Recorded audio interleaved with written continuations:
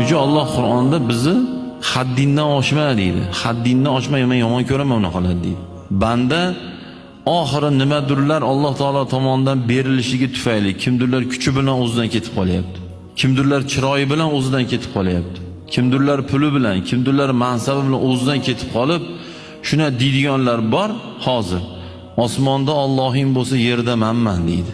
O'zidan ketib qolgan. Nimaga?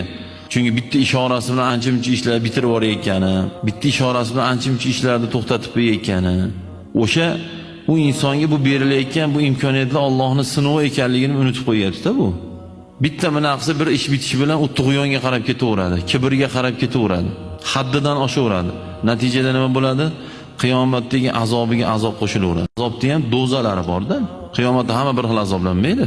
Do'zax bekorga 7 ta dorug'iz emas u. Mana tasavvur qiling, iymoni bo'lib turib gunoh qilgan odam